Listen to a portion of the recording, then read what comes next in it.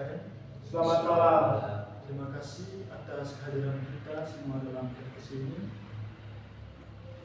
Baik, pertama-tama saya perkenalkan nama dulu. Nama saya Beda Musnamat. Demas Kai dengan cerita KBI. Aku masih Stipa semester 4. Baik, pada katekesi kali ini saya akan bawakan katekesi dengan tema kebenaran dan keadilan jalan menuju masyarakat yang anti korupsi. Baik, Demas Kai, dalam katekesi ini saya berharap dapat memberikan pemahaman yang lebih dalam tentang pentingnya kesadaran dalam menolak godaan korupsi demi kebersamaan untuk mencapai keadilan dan kebenaran. Kesadaran akan kebenaran dan keadilan akan membuat kita untuk bebas dari korupsi. Dengan kerjasama yang baik akan bawa kita ke lingkungan yang baik. Dengan tujuan untuk bebas dari korupsi, melalui membangun kesadaran dalam diri untuk meningkatkan kita pentingnya keadilan dan kebenaran. Baik, Kristus, marilah kita membuka katekesi ini dengan lagu pembuka. Hidup ini adalah kesempatan. Hidup ini untuk melayani Tuhan. Jangan sia-siakan waktunya Tuhan. Hidup ini hanya sementara. Oh Tuhan, pakailah hidupku selagi aku masih kuat. Bila saatnya nanti ku tak berdaya lagi, hidup ini sudah jadi berkat. Dalam nama Bapa, Dalam nama Yesus. Tuhan Yang Maha Esa, kami bersyukur atas kesempatan ini sehingga kami semua dapat berkumpul dalam tempat ini guna untuk melaksanakan katekesi. Kiranya Tuhan senantiasa membimbing persatuan serta kerukunan dalam membangun keadilan dan kebenaran dalam diri kami masing-masing, agar kami tetap saling mendukung dan menguatkan satu sama lain. Semoga kami tetap menjadi berkat bagi sesama, demi Kristus Tuhan dan pengantara kami. Amin. Baik, Bapak Ibu saudara-saudari, untuk menggali lebih dalam kisah kita pada kali ini, di sini saya ada satu cerita berkaitan dengan bagaimana seorang ibu menolak yang namanya korupsi. Saya minta satu teman untuk membacakan itu. Baik, saya akan membacakan dari cerita Ibu Yul, uang suami dan anti korupsi. Jadi itu dia punya judul ceritanya. Dan langsung saja ke ceritanya. Siapa bilang rumah tangga tak memiliki peran dalam pemberantasan korupsi? Justru pendidikan anti korupsi itu harus dimulai dari lingkungan terkecil, yaitu keluarga. Dalam survei perilaku anti korupsi atau SPAK yang diadakan tiap tahun sejak 2012 oleh Badan Pusat Statistik, Sosialisasi dan Kampanye KPK Amir Arif mengatakan ada pertanyaan yang menguji integritas responden di lingkup keluarga. Kalau suami misalnya seorang yang bergaji tetap, ibu-ibu pernah tidak bertanya kepada suami yang pulang bawa uang lebih, ini uang dari mana? Tanya Amir kepada pengunjung Rosso, Bus KPK. Jelaskan demi bangun anti korupsi di alun-alun Kota Depok, Jawa Barat, Minggu 21 Mei 2023. Amir melemparkan pertanyaan ini lantaran mendapatkan pertanyaan dari seorang perempuan bagaimana peran ibu rumah tangga dalam pemberantasan korupsi. Dari arah pengunjung banyak menjawab tanya itu, tidak. Seluruh mereka yang ditingkahi tawa. Menurut Amir, istri seharusnya berani untuk mempertanyakan sumber penghasilan dari seorang suami. Siapa yang mempertanyakan uang suami? Tanya Amir kembali. Tak lama seorang perempuan tua berusia 60 tahun berdiri dan berkata dengan lantang, "Saya," kata Yuli Rugamsi, warga Depok. Yuli bercerita, suatu kali suami yang karyawan swasta pernah pulang membawa amplop berisi segepok uang. Seingatnya jumlah uang tersebut sebesar 10 juta. Ia tak ingat betul peristiwa itu terjadi tahun berapa. Yang jelas saat anak pertamanya kini sudah menikah dan memiliki anak masih sekolah menengah atas. Saya minta uang itu dikembalikan ke kantor karena belum tanggal gajian kok sudah ada uang sebesar itu. Kan saya curiga, saya nggak mau, katanya.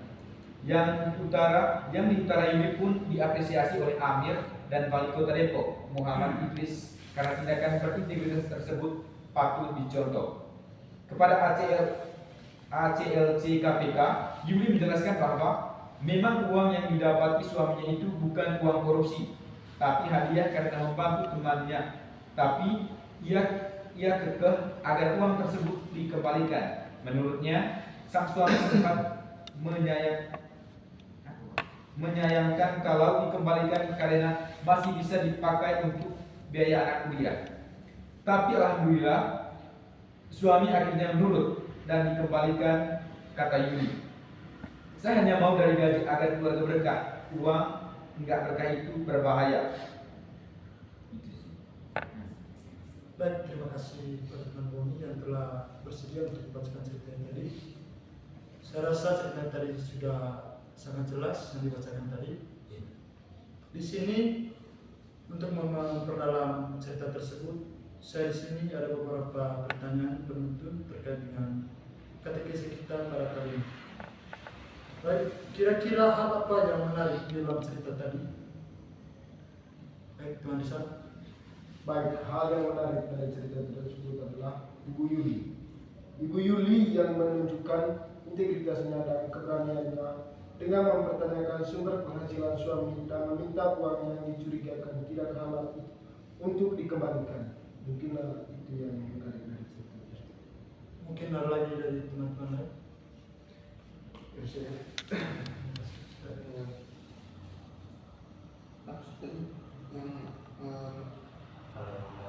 Karena dari ini cerita Ibu Yuli itu sangat saya sangat bangga dengan dia punya keberanian untuk mencek suaminya, entah dari mana uang atau penghasilan yang mereka dapat. Hal yang utama dalam cerita tersebut adalah keberanian, suami keberanian dari Ibu Yuli. Mungkin ada lagi. Oke, baik, terima kasih. Kita lanjut ke pertanyaan kedua. Apa saja pesan dan kesan untuk kita terhadap cerita tadi? Oke, lanjut. Pesannya untuk kita selalu jujur, berhak baik, dan juga jangan terima apapun yang bukan milik kita, lebih khusus yang bersifat korupsi.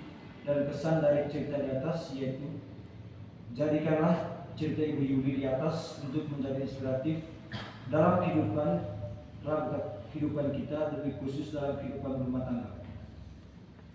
Dan cerita ini dapat mendorong kesadaran masyarakat tentang pentingnya integritas dan pengelolaan uang yang baik di dalam keluarga.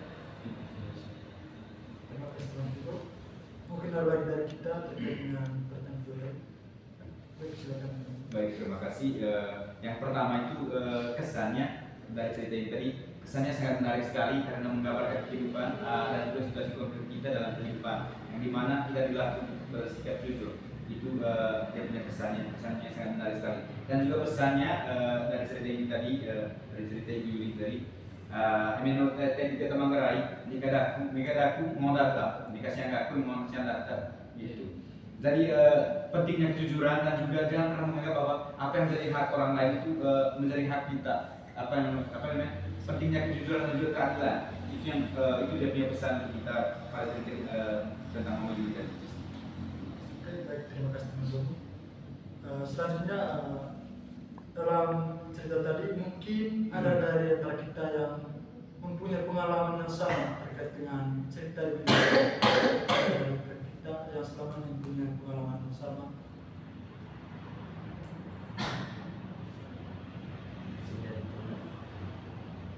Oke, baik, terima kasih. Sedikit pengalaman dari saya, memang tidak mirip, tapi ada sama sedikit lah. pengalamannya itu di mana waktu itu pada tahun waktu SMA tamat kami disambung mengadakan pemilihan kepala desa, dan pada waktu itu saya masih tinggal di Ambak, dan mereka ada salah satu calon jemput saya di Ambak untuk datang ke kuis untuk melakukan pemilihan dengan suatu persetujuan atau perjanjian harus memilih calon yang dia dukung, dan juga memang ada uangnya juga dari uang slotnya dari mereka, tapi tidak ada. Waktu itu juga sampai di atas mau juga kaget, tapi mama dan juga bapak kaget, kenapa tiba-tiba di sini? Kan saya kalau biasanya kalau libur saya tidak biasa pulang kampung, saya tinggal di kampung Amak karena itu saya punya kampung ini juga toh. Pas suatu ketika waktu itu pas ketika mama kaget dan mama bilang, kamu uangnya proyeknya itu dari mana? Ada uang dari mana? Tapi mereka bilang saya kerja di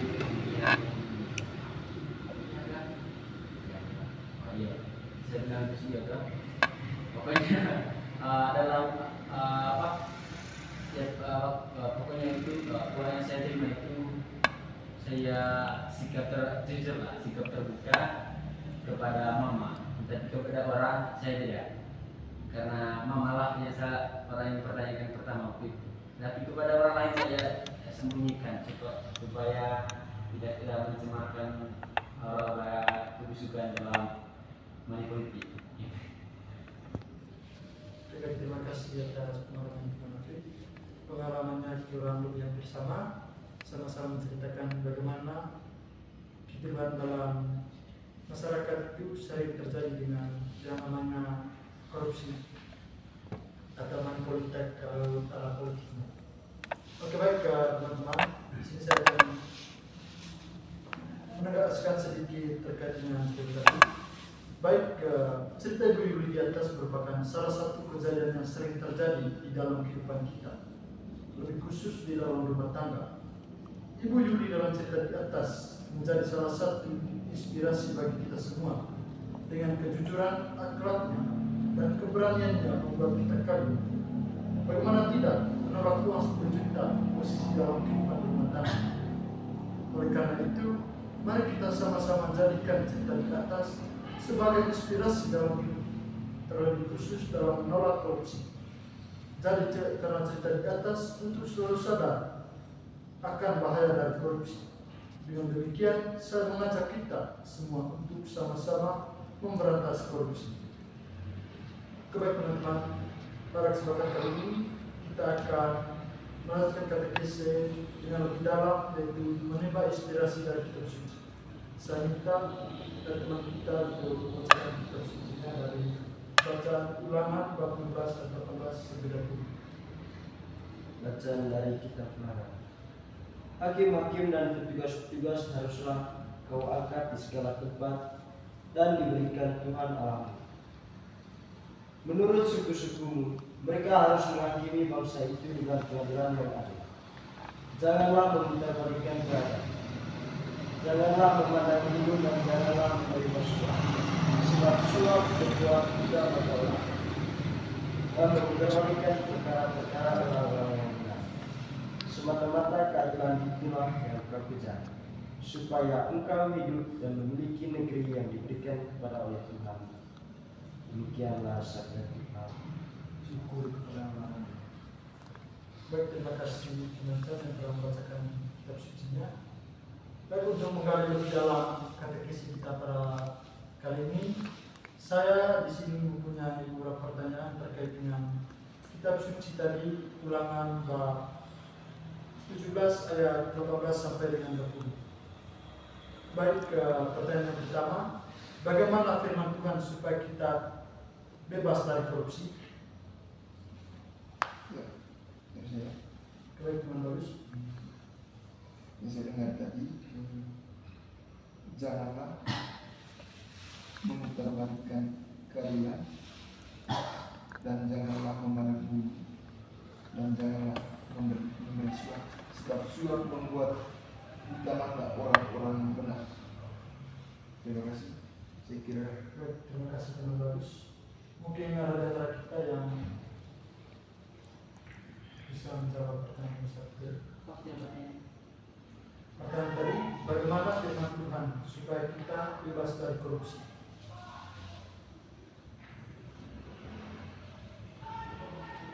Sama semua dia di ayat 19. Coba kita mengajukan kebenaran berikut. Coba pertanyaan kedua, dalam bacaan tadi, tepatnya di ayat 20, yang mengatakan, semata-mata kau kejar supaya engkau hidup dan memiliki negeri yang diberikan kepadamu oleh Tuhan Allah. Bagaimana tanggapan Bapak Ibu, saudara-saudari, dan terhadap pernyataan tersebut? Silakan teman-teman. Ayat ini mau menekankan pentingnya mengejar keadilan dalam segala aspek kehidupan untuk dapat hidup dan memiliki negeri yang diberikan oleh Tuhan. Bukan hanya tentang memutuskan perkara dengan benar, tetapi juga tentang memastikan bahwa setiap tindakan dan keputusan sesuai dengan prinsip-prinsip moral dan etika yang adil. Dengan mengejar keadilan, seorang dapat hidup sesuai dengan kehendak Tuhan dan memiliki kehidupan yang berkepanjangan di negeri yang diberikan kepadanya. Saya rasa itu. Baik, terima kasih teman-teman. Saya rasa pertanyaannya sudah cukup. Di sini saya akan menegaskan sedikit terkait dengan bacaan tadi. Baik, dalam bacaan tadi bahwa dia menjelaskan bahwa pentingnya keadilan. Pentingnya keadilan bahwa Tuhan menekankan pentingnya keadilan dalam pemerintah masyarakat supaya hubungan antara pemimpin dan masyarakat selalu harmonis dan bebas dari korupsi. Pemilihan hakim yang adil. Hakim-hakim harus dipilih berdasarkan integritas dan kemampuan mereka untuk diyakini dengan adil supaya pemimpin yang kita pilih sesuai dengan apa yang kita harapkan dan bisa bekerja secara profesional. Baik, di sini teman-teman, dia menjelaskan bahwa ketika kita memilih suatu pemimpin dalam suatu wilayah itu atau terkhusus di desa kita ataupun di kabupaten, kita harus jangan melihat dari penampilannya, tetapi melihat dari bagaimana dia bekerja, supaya suatu wilayah itu dapat maju dan mempunyai keadilan yang sangat benar dan bisa merubah dalam suatu wilayah tersebut. Contohnya ketika kita dalam suatu pilkada atau pilkada itu, kita harus memilih seorang itu berdasarkan jangan hanya dengan dia punya cara bicara, dengan dia punya ngomong, tapi kita harus lihat kerjanya, bagaimana dia punya kerja, supaya kita bisa memilih orang itu bukan hanya dari penampilannya atau bukan hanya dari omongnya saja, tapi bagaimana dia punya pekerjaan nyata dalam suatu wilayah tersebut. Kemudian yang ketiga itu larangan suap. Larangan suap di sini kita harus hindari. Seperti yang dijelaskan tadi bahwa dalam kitab suci tadi, memutar balik keadilan dan membuat orang-orang bijaksana menjadi buta. Karena perbuatan suap menyuap salah satu contoh dari sikap korupsi yang mementingkan kehidupan pribadi daripada kepentingan bersama. Oke, baik, di sini teman-teman, seperti yang dijelaskan pengalaman dari teman Afri tadi, itu salah satu contoh suap menyuap dalam suatu pemilihan pada desa. Itu sebuah contoh perbuatan dari seorang calon yang membuat suatu pilkada itu dapat merusak demokrasi dalam suatu negara.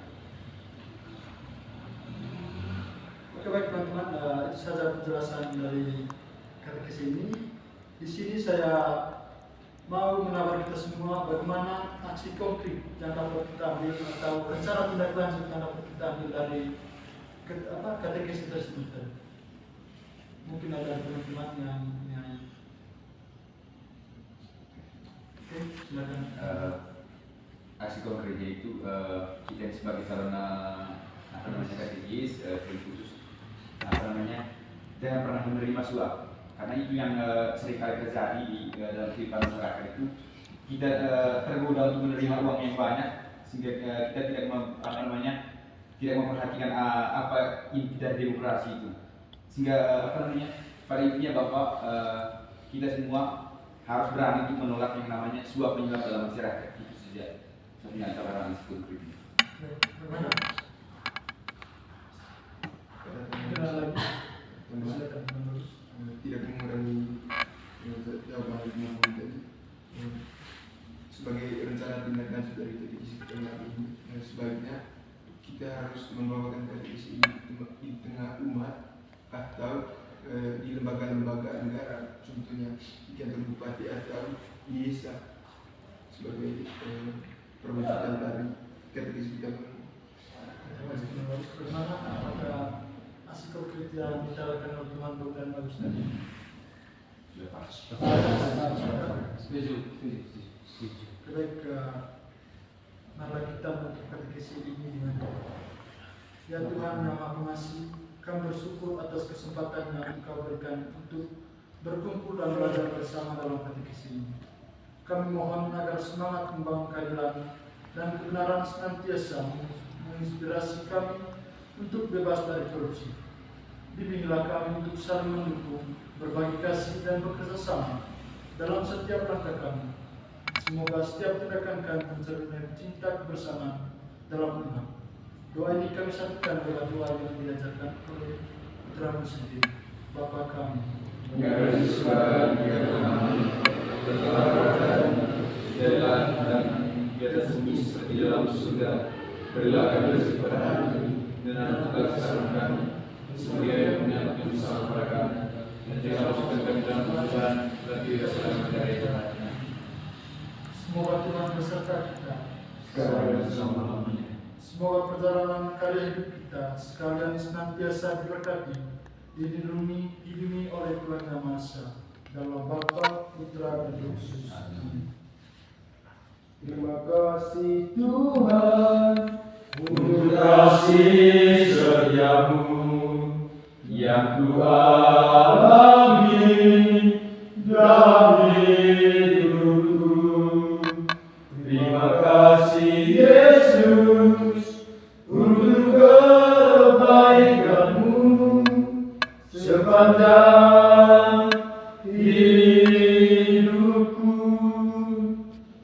Terima kasih Yesusku, buat anugerah yang Kau beri selama ini. Tuhan adalah syukur